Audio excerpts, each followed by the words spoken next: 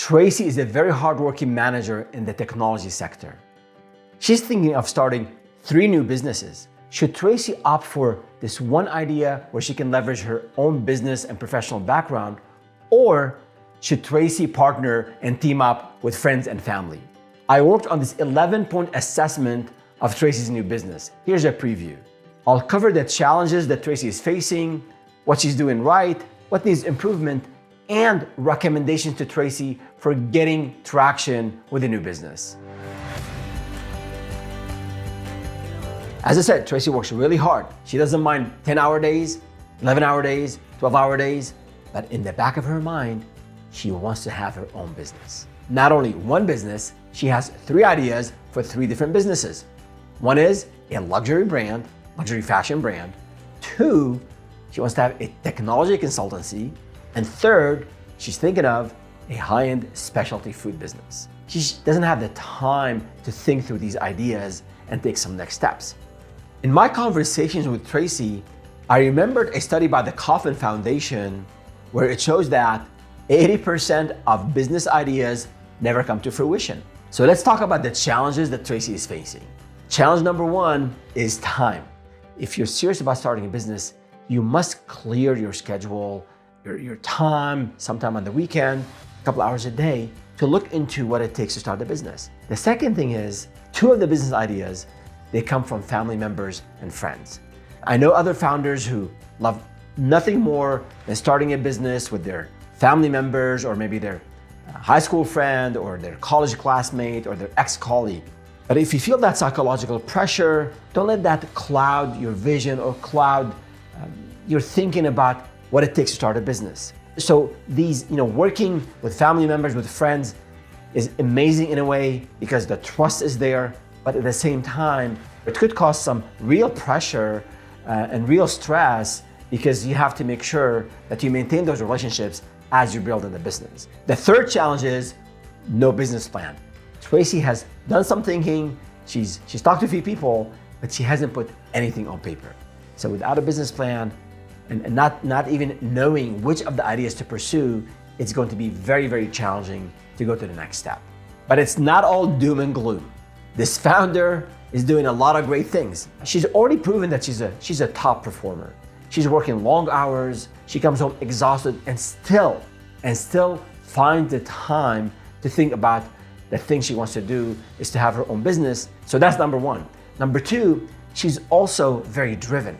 She has taken some time to go and talk to the potential customers of her tech consultancy. She has done some research about that high-end specialty food business she wants to do. She's talking to other business owners. She has talking to competitors. And when you speak with her, you can sense, you can feel that drive.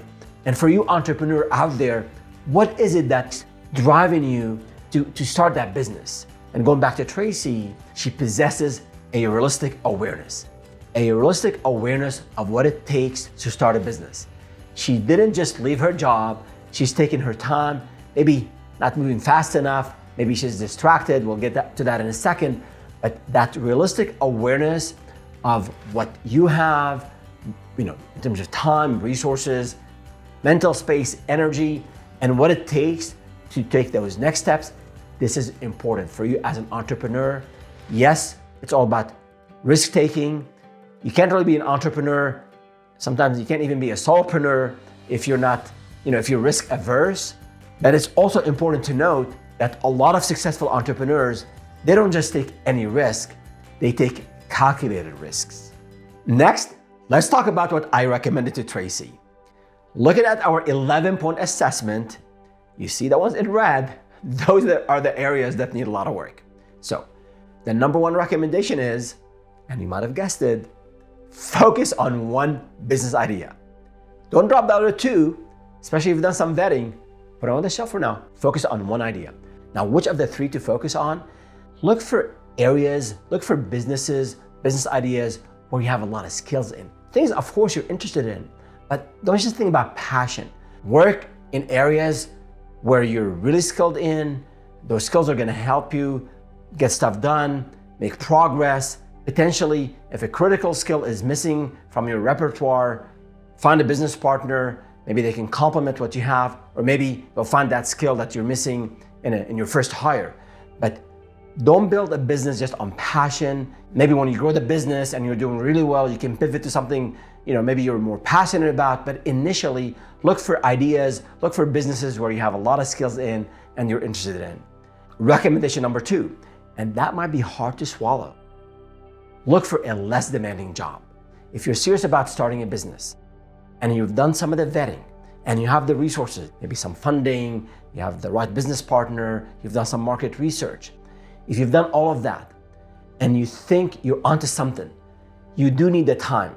And if you're working 12-hour days or working 2 jobs, it's just not going to be possible, or maybe, but very difficult, very challenging to dedicate the time to start that business. And it leads to my 3rd recommendation, and that is to write the business plan. You must write the business plan. Tracy is on her way to do that. And for you entrepreneurs out there, if you're not writing that business plan, you're really not serious about starting a business. I'm not talking about a 40-page or a 50-page business plan. I'm not referring to hiring an expensive consultant to write the plan for you, but start writing. There's a lot of videos on business planning. We have a series, check out the links in the description below. But once you start to write, you can edit, you can refine, you can build on it. And then later, if you go into a very specialized area, you might need to get a consultant to help you complete it. There you have it. If you found my responses useful, please leave us a comment and like this episode. If you have questions for your own startup, go to startupwithferris.com and submit the Ask Ferris form. Some names and other details may have been changed to protect confidentiality and the privacy of founders.